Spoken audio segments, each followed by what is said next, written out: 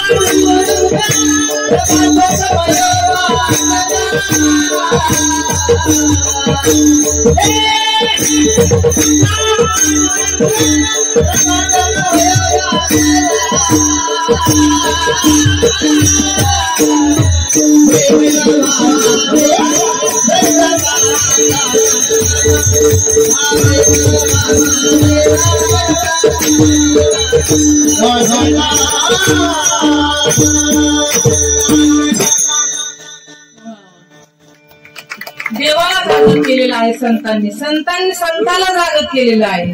उठा साधू संत साधा आपुले हित. त्यानंतर संतांनी जडजीवाला देखील जागृत केलेलं आहे. पण आपण आपल्या हिताच्या ठिकाणी जागच नाही. वेळोवेळी संतांना जाग करावं लागलं, त्यांना हिताचा मार्ग दाखवावा लागला. त्या ठिकाणी तुकोबाराने देखील या जगाकडे पाहिलं. तुकोबाराने म्हटलं की हे जग आंधळ आहे महाराज. तुका म्हणे कैसे आंधळ हे जन गेले विसरून खऱ्या देवा काय नाही का. एखादा दगड मंदिरात गेल्यानंतर देव होतो.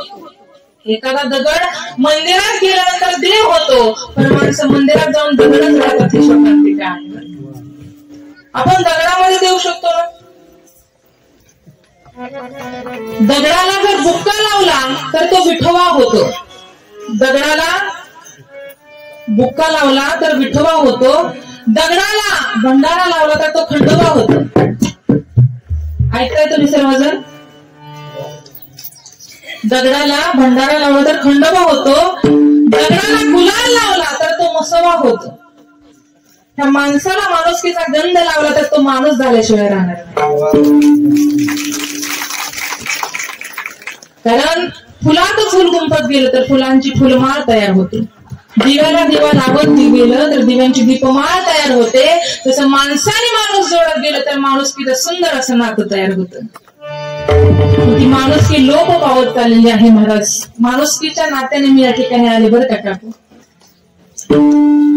कारण इतर वेळेस तर 12 महिने सेवा करायच्याच आहेत की महाराष्ट्रभर. पण हा अवसर आमच्यासाठी फार महत्वाचा आहे की ज्ञानोबारायांची सेवा करणं. ही सेवा केली की ज्ञानोबाराय बरोबर मेवा देतात.